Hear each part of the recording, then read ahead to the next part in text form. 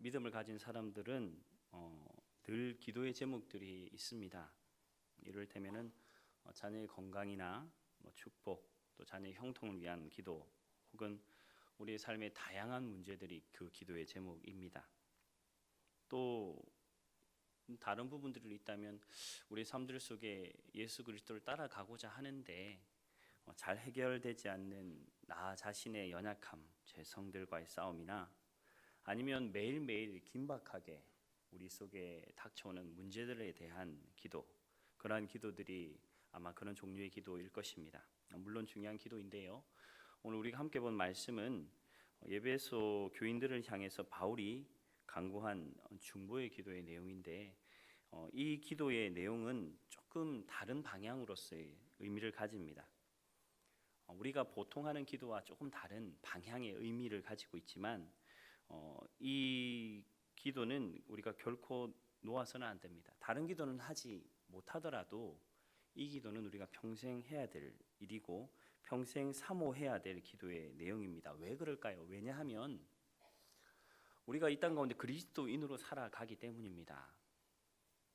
그리스도인이 이 땅의 삶을 살아가는 가장 중요한 목적이 무엇일까요? 그것은 그리스도를 닮아가는 것, 그리고 나는 죽고 예수 그리스도가 나의 삶들 속에 드러나는 것, 그것이죠.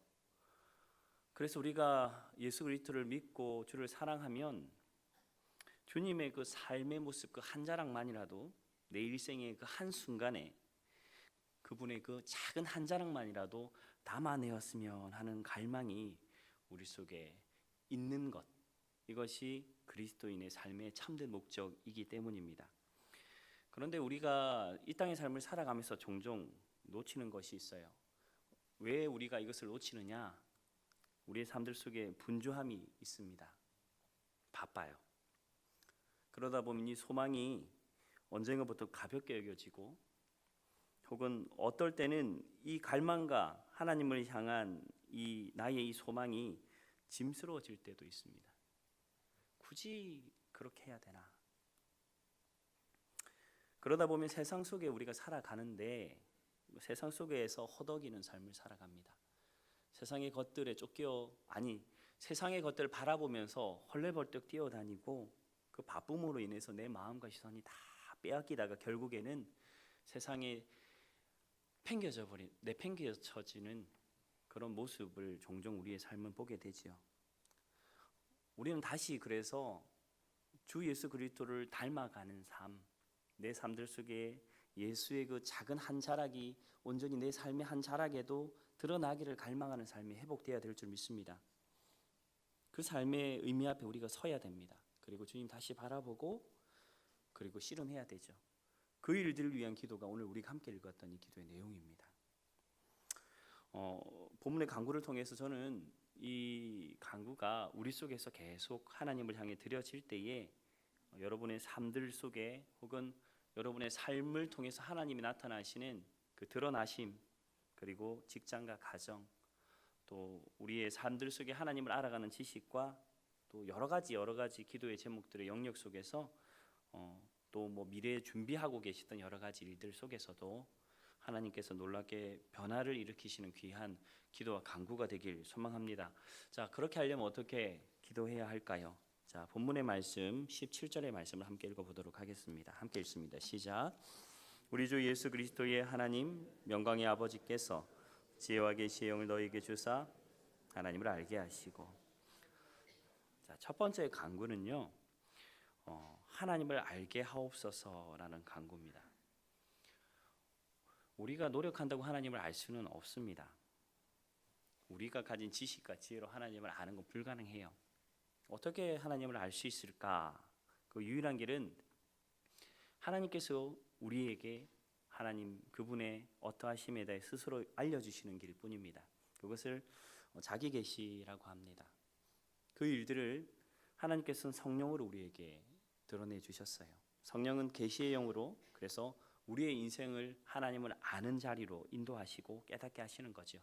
바울이 그것을 깨달았습니다. 예수 그리스도를 만나기 전, 다메섹으로 가기 전 지식과 지혜로 하나님을 안다라고 여겼던 그의 인생에 예수가 찾아오시고 예수 그리스도의 빛난 강체 가운데 주를 만난 이후에 그의 삶이 바뀐 이유는 바로 내가 지금까지 노력하며 내가 그렇게 추구했던 이 모든 것이 헛되구나. 이분이 정말 하나님이시구나 라는 것을 그 순간 성령을 통하여 그의 심령 가운데 믿음으로 전해졌기 때문이죠. 변화가 일어나야 됩니다. 고린도전서 2장에는 그래서 오직 하나님의 성령으로 이것을 우리에게 보이셨으니 성령은 모든 것 곧 하나님의 깊은 것까지라도 통달하시느니라 라고 우리에게 말씀하고 계시는 것입니다. 하나님을 아는 것, 그래서 이 강구가 우리 속에 회복되는 일들이 중요합니다. 그런데 한 가지 첫 번째 전제가 있어요. 하나님을 알게 하옵소서라고 강구할 때에 사실 우리의 삶들 속에 하나님을 향한 꾸준한 기도가 유지가 되어야 합니다.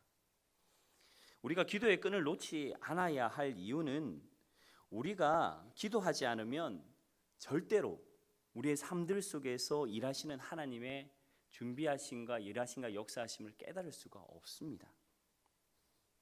제가 이 본문의 말씀을 준비하면서 기도라고 하는 것을 한번 곰곰이 생각해 봤습니다.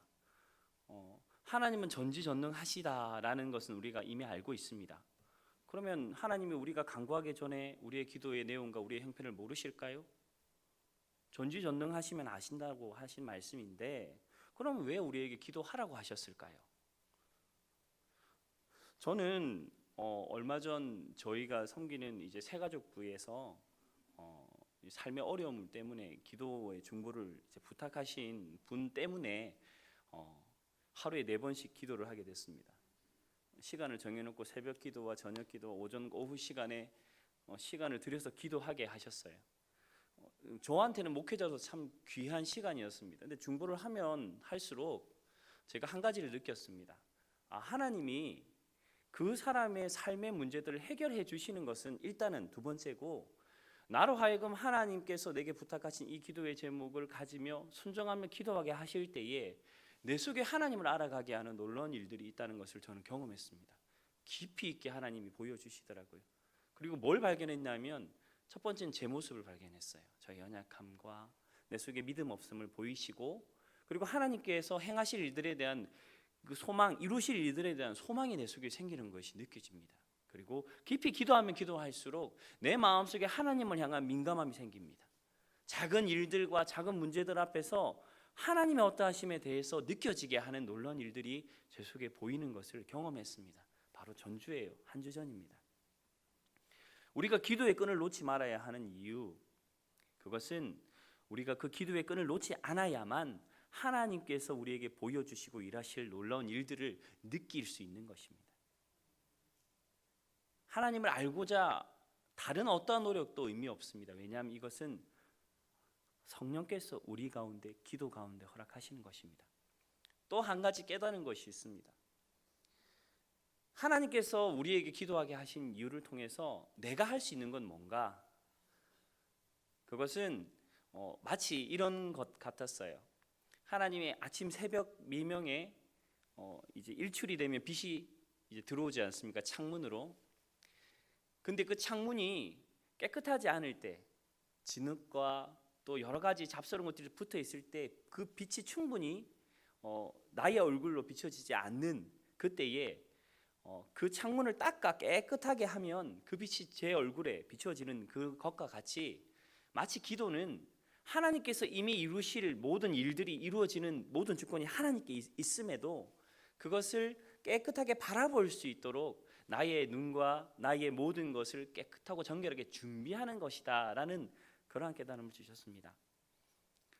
우리가 기도해서 무언가를, 하나님의 뜻과 일하심들을 우리가 뭔가 바꾸어내고 이루어간다는 그러한 기도에 우리의 생각이 있다면 내려놓으십시오.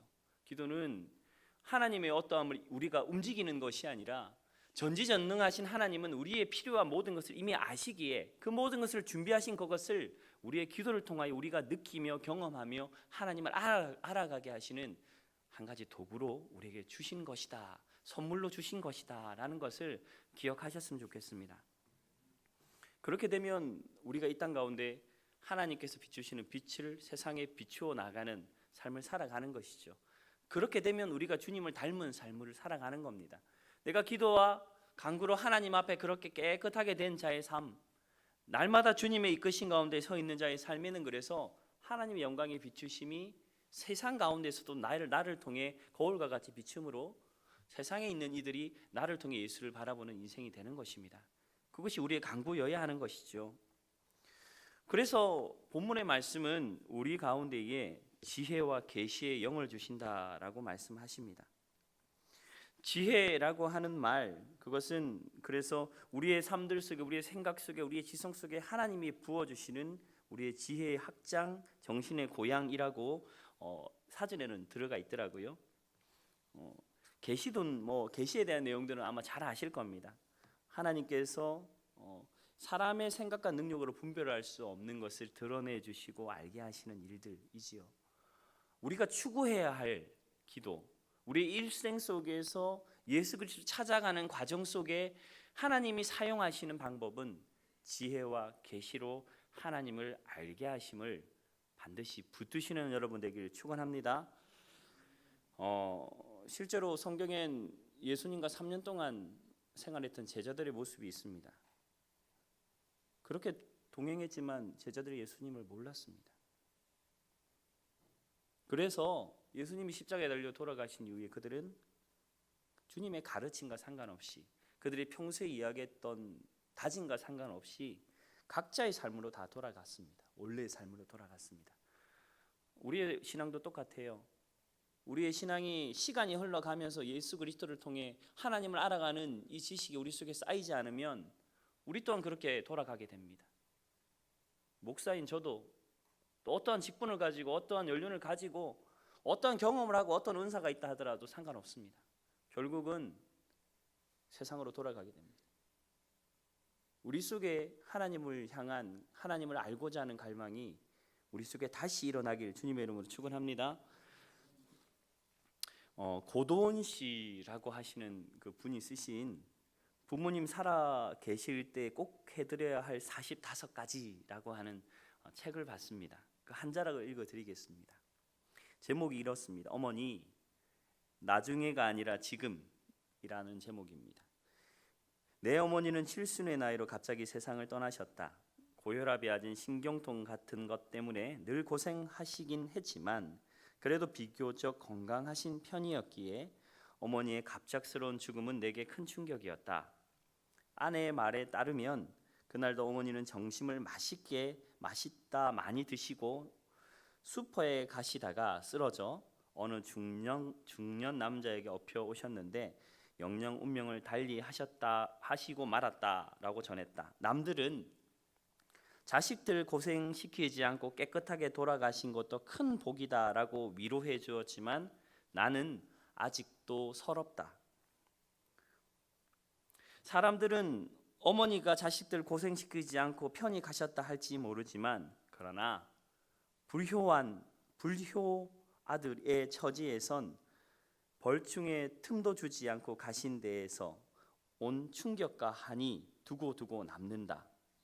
바쁘다는 핑계로 시간을 함께 하지 못했고 먹을 것, 입을 것을 나누는 작은 기쁨조차도 제대로 안겨드리지 못한 죄와 한이 이제와 한탄하니 회함만 더 깊어진다라고 되어 있습니다. 그리고 밑에 한 구절 한자 성어더라고요. 이렇게 적혀 있습니다. 수욕정이 풍부지요 자욕양이 침부대라. 나무는 가만히 있고자 하나 바람은 그치지 않고 자식은 효를 다하고자 하나 부모는 기다려주지 않네라는 구절이었습니다. 사랑하는 사람이 곁에 있고 사랑을 받고 있어도 그 사랑을 알지 못하는 것만큼 불행한 사람은 없습니다. 자녀들을 보면 부모의 사랑을 알 때쯤 되면 부모님이 떠나가시죠. 부모님의 사랑을 아는 사람 보고 그래서 나이에 상관없이 철들었다라고 하는 말도 있습니다. 우리가 하나님을 아는 것도 마치와 같습니다. 우리 인생 속에서 하나님을 우리가 알고 그 사랑을 깨달아 아는 것, 그것이 우리 속에 더 이상 늦춰지지 말아야 할 이유이기도 합니다. 우리가 그 사랑을 알고 그 눈물을 알고 그 은혜를 알고 우리를 향해 십자가 지신 그 고통을 알게 되면 주님의 마음, 그 마음을 우리 마음에 품고 이 땅의 삶을 살아가는 것이죠. 그러니 하나님을 알게 하옵소서라는 이 평생의 간구가 우리의 기도로 다시 회복되어지길 주님의 이름으로 축원합니다. 두 번째 우리가 하나님께 드려야 할 내 평생의 간구는 18절의 말씀에 있습니다. 18절 말씀 한번 읽어보도록 하겠습니다. 시작. 너희 마음의 눈을 밝히사 그 부르심의 소망이 무엇이며 성도 안에서 그 기업의 영광의 풍성함이 무엇이며. 아멘. 하나님께서는 우리를 향하여 가지신 놀라운 계획들이 있습니다. 또 그 계획을 우리가 알고 그 길을 가는 그러한 자들에게 이 땅의 삶을 살아가는 그 순간순간 그리고 그 모든 문제 앞에서 하나님은 세상이 알지도 깨닫지도 못하는 풍성한 복들을 우리에게 준비해 주셨지요. 그 부르심의 소망을 우리가 알 때 하나님의 풍성함을 맛볼 수 있는 것입니다. 그것을 발견해야 됩니다. 성경은 우리 가운데에 이 하나님의 우리를 향한 계획을 깨닫지 못하기에 우리가 이 땅 가운데 허덕이며 살아가고 그것을 깨닫지 못하기에 하나님의 것에 소망을 두지 못하고 세상의 것에 소망을 두며 살아간다라고 합니다. 그래서 삶의 문제가 오면 하나님께 소망을 두지 않는 이들은 그래서 넘어지는 것입니다. 마음의 눈을 밝히셔서 하나님께서 우리에게 준비해 놓으신 부르심의 소망과 거룩한 기업의 영광의 풍성함을 맛보게 되면 우리의 삶들 속엔 다시는 목마름이 있지 않을 줄 믿습니다. 요한복음 6장에는요. 예수께서 이르시되 나는 생명의 떡이니 내게 오는 자는 결코 줄이지 아니할 터이요 나를 믿는 자는 영원히 목마르지 아니하리라 라고 말씀하셨습니다. 마음의 눈을 밝혀져야 한다라는 이 말씀은 과연 어떤 말씀일까요? 누가복음 24장에는 엠마오로 가는 제자들을 곁에서 함께 대화하셨던 예수 그리스도의 모습이 그려져 있습니다. 그들과 함께 이야기도 나누시고 또 함께 이 이야기를 듣기도 하시면서 축사하시고 떡을 떼시고 그들에게 그것을 먹게 하신 이후에 이 구절이 31절 구절인데요. 이렇게 표현되어 있습니다. 그들의 눈이 밝아져 그인 줄 알아보더니 라고 말씀하시고 그 위에는 예수님께서 사라지셨다라고 말씀 기록되어 있습니다. 우리의 마음의 눈을 여는 것, 결국 이것은 성령께서 우리의 심령을 밝히 보여주시는 일입니다. 성령께서 우리의 눈을 밝히 보여 하나님을 깊이 알게 되고 만나게 되면 그렇게 기도함으로 간구함으로 주께 나갈 때 그 은혜와 사랑을 경험하며 우리의 눈이 밝아지는 것이죠. 그런데 마음의 눈이 밝아지면 한 가지 놀라운 일이 일어납니다. 그것은 내가 가졌던 생각이 무너집니다. 내가 가졌던 높이, 가졌던 내 마음과 생각이 낮아지고 제약된 내 연약함이 하나님께 고백되어지고 또한 온 세상 가운데 하나님의 주권으로 이루시는 놀라운 일들이 무엇인지 바라보게 됩니다. 어떤 이들은 나무가 춤추고 또 새들이 노래하는 그 일들이 천사의 찬송과 같이 들려 자연의 모든 만물 가운데 충만한 하나님의 영광을 본다라고 그렇게 경험하며 하나님 일하심들을 드러내며 간증하는 이들도 있지요. 마찬가지입니다. 우리의 마음의 눈이 열어져야 합니다. 이것은 첫 번째 하나님을 아는 것, 그리고 그 일들을 위해 하나님을 향해 기도하는 이 우리의 모든 삶들의 기초 위에 주어지는 첫 번째 선물이기도 합니다. 그렇게 하나님께서 우리를 향해 주신 그 부르심의 소망과 그 기업의 풍성함이 무엇인지 알게 되면 우리는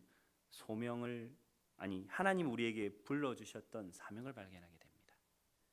우리의 삶의 목적의 그 모든 것들 가운데 우리의 인생을 통해 하나님이 이루시고자 하셨던 일들이 보여지기 시작하는 겁니다. 이사야가 그렇게 주님을 만났죠. 이사야서 6장의 말씀을 보면 하루다 나는 망하게 되었도다. 나의 입술이 부정한 사람이요 나는 입술이 부정한 중에 거주하면서 만군의 여호와이신 왕을 배웠음이라 하였더라 라고 말입니다. 하나님을 만나는 그 순간 내 삶의 방향성과 목적들을 하나님의 이끄시는 그 앞에서 순종함으로 찾아가는 인생, 그 인생이 우리 속에 반드시 이루어져야 할 줄 믿습니다. 우리 인생 살아가면서 사실 돌아보면 많은 일들 하셨잖아요. 누군가에게 내 인생의 삶들을 이야기할 때 보면 나름대로의 자랑거리는 한두 가지씩 있습니다. 그런데요, 인생의 삶을 살아가면서 어떻게 큰 일을 하고 어떻게 많은 것을 이루어내셨다 하더라도 그것이 자기만을 위한 것이었다면, 하나님과 관계없는 일이었다면 그 어떠한 일을 하셨던 그의 인생은 아무 의미가 없습니다.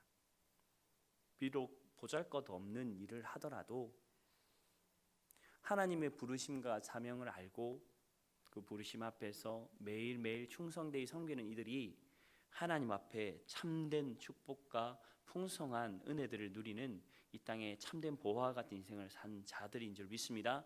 왜냐하면 하나님이 그들을 하나님의 나라에서 크다 이끌어 주실 것이기 때문입니다.